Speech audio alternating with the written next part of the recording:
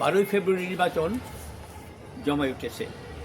BNP জোট এবং জামাত জোট এখন একে অপরের বিরুদ্ধে নানান কথাবার্তা বলছেন, যেটা আমাদেরকে বেশ আগ্রহের মধ্যে ফেলেছে।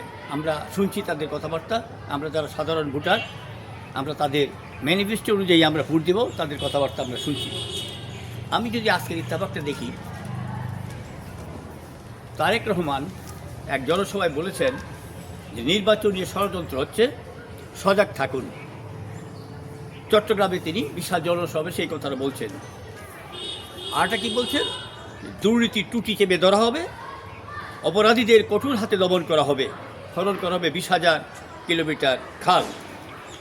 আর জামাত বলছেন আপনাদের চৌকিদার হতে চাই, অর্থাৎ পাহারাদার হতে চাই। আর বলছেন কি, খালবিল রক্ষায় জনপ্রতিনিধিদের বছরে 4 বার খালবিলে গোসল করানো হবে এবং কওমি মাদ্রাসার সর্বস্তরে সনদে স্বীকৃতি দেওয়া হবে। তাহলে আমরা কি লক্ষ্য করলাম? নির্বাচনে জয়লাভের জন্য তারা অনেক অঙ্গীকার করছেন, তারা ক্ষমতায় যেতে হবে, এই ধরনের বক্তব্য তারা দিচ্ছেন। বেশ ভালো। বিএনপি আগে ক্ষমতায় ছিল, কি করেছে না করেছে আমরা জানি। জামাত অংশীদার ছিল, তারাও কি করেছে আমরা জানি। জামাত যদি এককভাবে যায় তাহলে কি হবে, সেটা আমরা কিছুটা আশ করতে পারি। আমরা এখন আমাদের বক্তব্য হচ্ছে যে একে আর অপরের বিরুদ্ধে যে জোটের বিরুদ্ধে কথাবার্তা বলা হচ্ছে, ভুলটা হচ্ছে, এটা পরিহার করতে হবে। আমরা চাই সাবলীল রাজনীতি, সুন্দর রাজনীতি।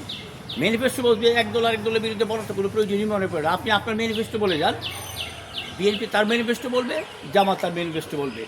বিশুদ্ধারের কোনো প্রয়োজন নেই, একে অপরের বিরুদ্ধে বলার দরকার নেই। জিহ্বাকে সংযত করে যদি আমরা আগাই, আমরা যে পরিবর্তন চেয়েছি সেই পরিবর্তনটা হয়তো কিছুটা আমরা দেখে যেতে পারবো। না হলে সে আগের অবস্থায় তো হবে। আপনারা যা ভাবছেন যে আগে খারাপ ছিল, আওয়ামী লীগেরা বলে এই হচ্ছে, সেই হচ্ছে, সেই হচ্ছে, হ্যাঁ, তাহলে এখন কি ল অ্যান্ড অর্ডার ভালো মনে করেন আপনারা?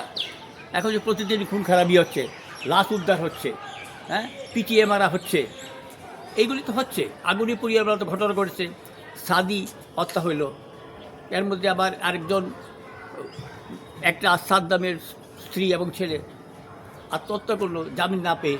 এইগুলি তো হচ্ছে। তো এইগুলি থেকে পরিত্রাণ পেতে হলে আমাদের কাজ করতে হবে, সংযত আচরণ করতে হবে। আমরা আওয়ামী লীগ বাদ দিলাম, এখন বিএনপি এবং জামাত জোট তারা লড়াই করছেন সংসদে যাওয়ার জন্য। সংসদে যেতে হলে আপনারা বলছেন পরিবর্তন, সব কিছুতে পরিবর্তন আনবেন। আগে নিজেদের কথাবার্তা পরিবর্তন আনুন, কথাবার্তার ধরন স্টাইল বদলান। সে আগের মতো একে অপরের বিরুদ্ধে বলার তো কোনো প্রয়োজন আছে বলে আমি মনে করি না। এটি যতদিন পরিবর্তন না করবেন তাহলে তো সংসদে গিয়ে সেটাই হবে, জনগণের কোনো কল্যাণ হবে না। তা আমি আশা করি উভয় জোট সংযত আচরণ করবেন, জাতির ম্যানিফেস্টো নিয়ে মাঠে ময়দানে চলবেন, তাহলে আমরা একটা সুন্দর সংসদ পাবো, আমরা ভালো দেশ পাবো। আমরা চাই দেশের জনগণ যেন আর কোনো কষ্টের মধ্যে না পড়ে, সেটি আমার বক্তব্য। সবাই ধন্যবাদ, সবাই ভালো থাকুন।